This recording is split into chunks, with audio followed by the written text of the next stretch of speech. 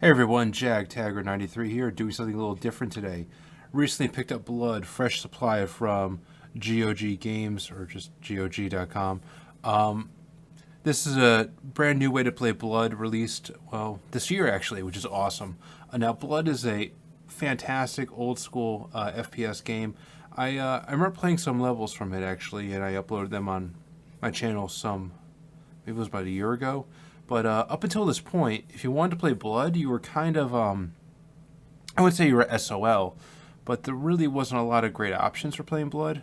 Like, I think one was running it through, like, a Duke Nukem source port, and there was, like, a couple other different ways, but they were just kind of a little janky. And some of the ways to play them, enemies would behave differently, or there'd be sound and music glitches, and a lot of other weird stuff. So I'm happy that we have this new experience, this new way to play Doom, and did I say Doom? Blood, I meant. This new way to play Blood, and one that's a bit more streamlined. So let's pick it up, and I'm going to be playing episode 1, The Way of All Flesh, and I'm going to be going until, well, I die, which may be very quick, because Blood was actually a very, very tough game. I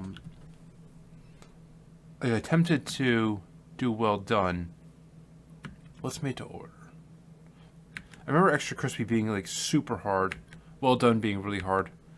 And really these are, even though they seem like easier difficulties, the game is still pretty hard on those. I think Made to Order is like extra options. Yes, it is. Okay, so I'm not going to bother with that. I'm actually going to do it on Lightly Broiled. And by the way, with Blood, you get these really cool cinematics, actually. I'm going to shut up and let this play. This is awesome. My slaves.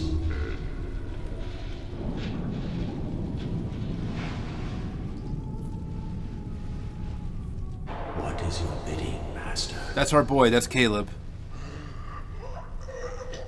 You have failed me. I disavow you all. What?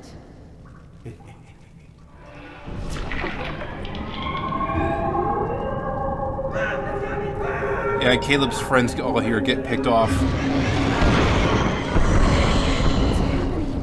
Yeah. I've taken your love. Now I will take your life.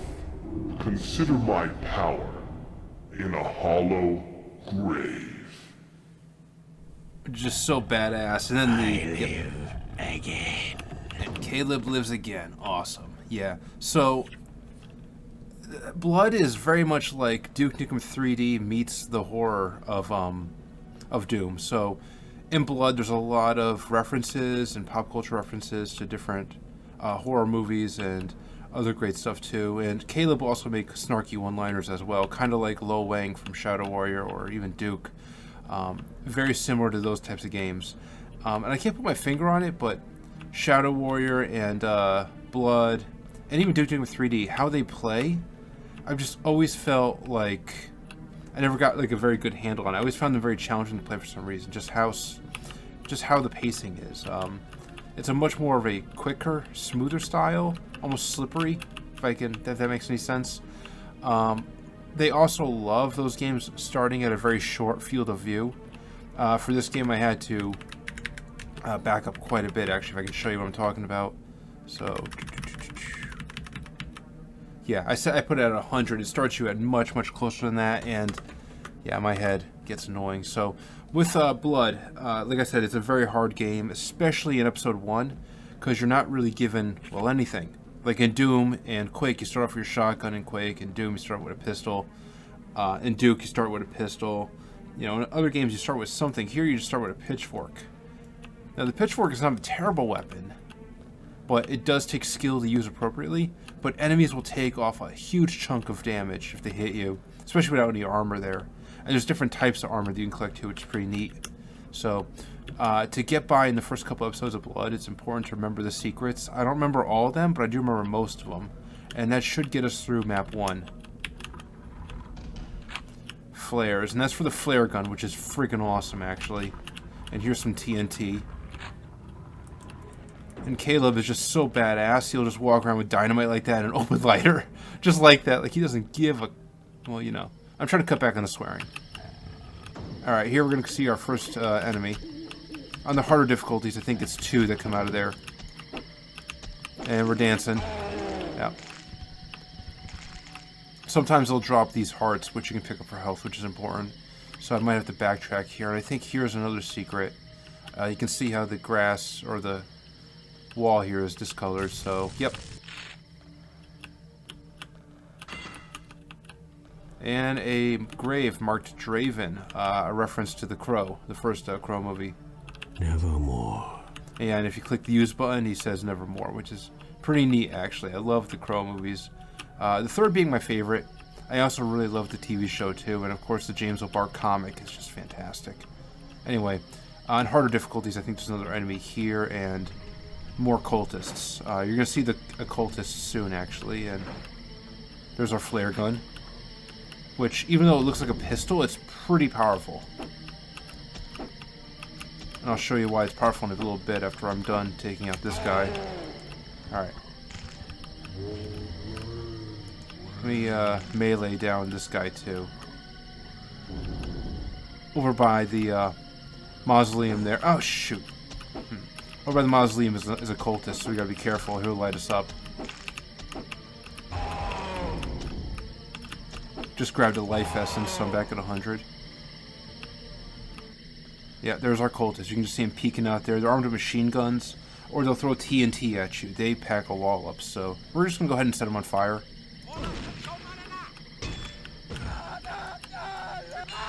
See? And that's why the flare gun is so awesome. It does that with a lot of enemies, actually.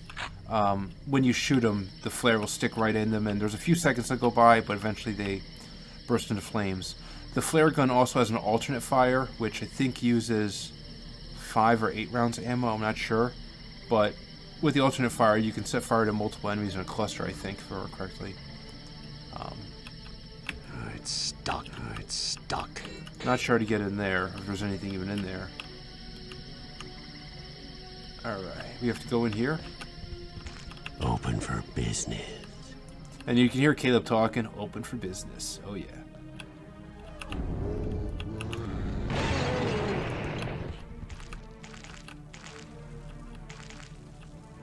Alright, before going further in, I'm just going to backtrack back to that life essence. We're going to need it, because when you go into there, there's cultists in front and on either side, and again, I don't have any armor, so they'll light us up if we're not careful.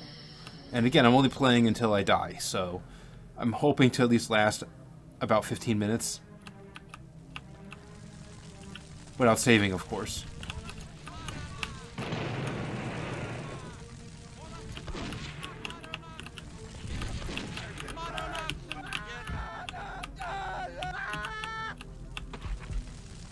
There should be another cultist in here, I think. Up here, yep.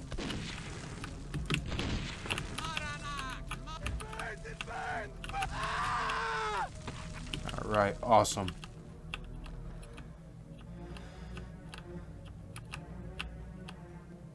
Yeah, and this comes out, I think. Yeah, there it goes. There's some rats. Not a big deal, but they can be annoying. There's another enemy that's kind of like the rats that you'll see. These... oh, shoot. These disembodied hands, kind of like Thing from the Addams Family, or the hand from Evil Dead, that will actually try and choke you. I'm not sure if... I don't think there's many of them in the first episode, but they are annoying as hell.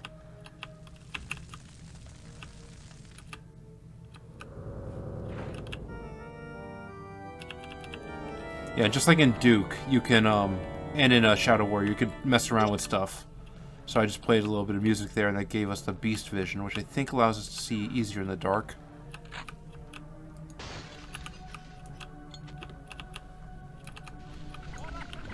Son of a bitch must pay. Ugh. Alright. In that area is a reference to Return of the Living Dead, actually. And I'll show you that in a little bit.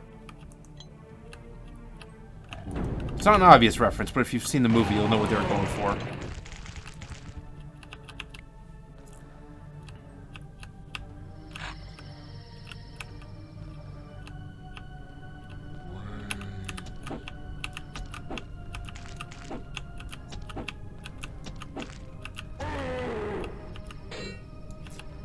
think on the harder difficulties, these guys got more health, and they'll just come right back up.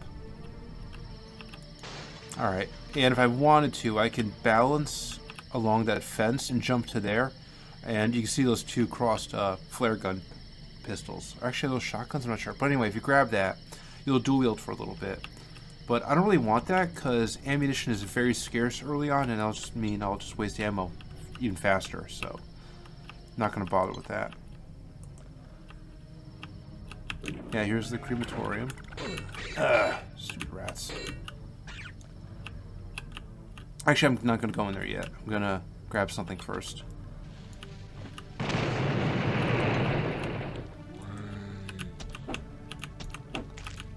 And of course, the zombies are all like brains. Again, Return of the Living Dead. Is it Return of the Living Dead or Return of the Night Living Dead? I think it's Return of the Living Dead. You know, the second one. The one where the zombies can't be killed. Oh, shit. I thought I blew them up.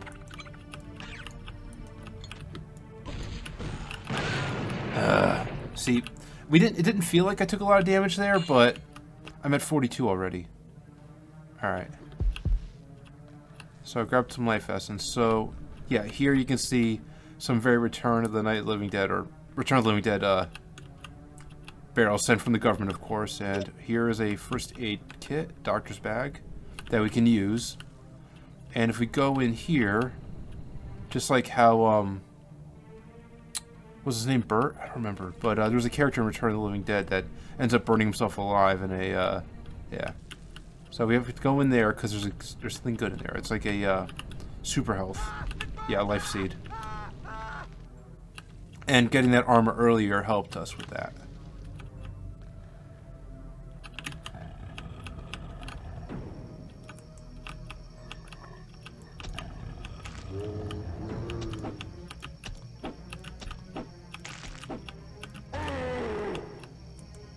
Okay, and here we gotta be careful. There's some cultists.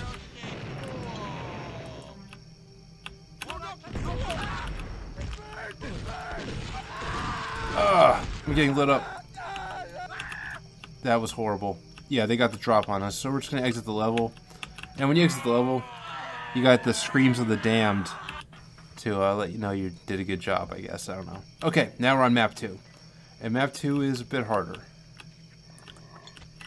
Ammo is still pretty scarce.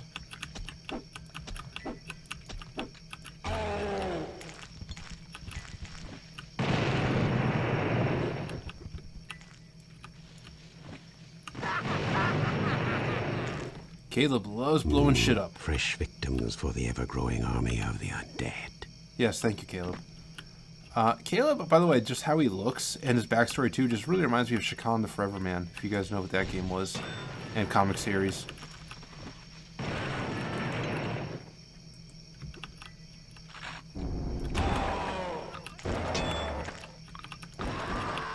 The shotgun is pretty cool. Again, it has an alternate fire where you can fire both barrels, like so.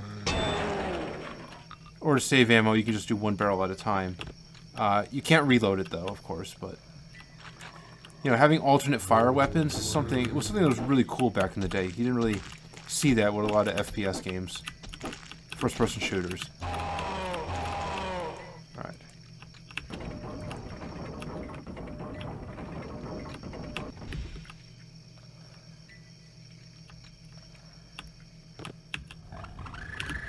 Some bats. Ugh.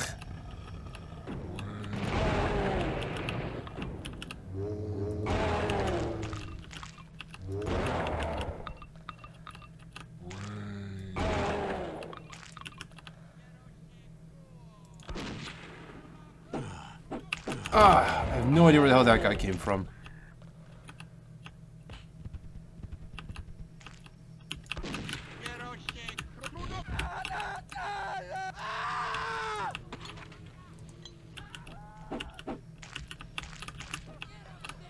Alright, up ahead are some, like, innocent cultists, or cult initiates.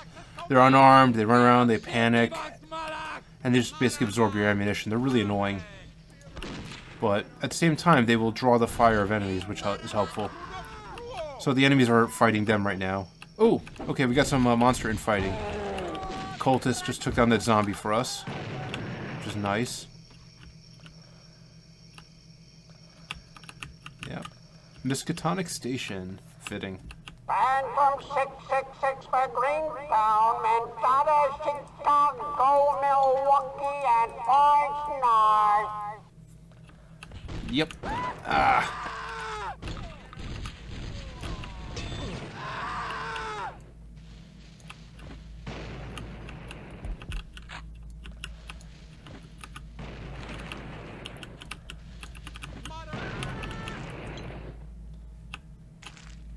Alright, I gotta be real careful now. I'm at 76. It may seem like that's good health. It's not. Especially for this part of the game. Shoot. See, just like that. Just... Oh, shit. I only took like 4 hits, but I'm already down to 11. Take it, please. Alright. Got ourselves a Chicago typewriter. Nice. And we gotta be real careful. I'm probably about to die soon.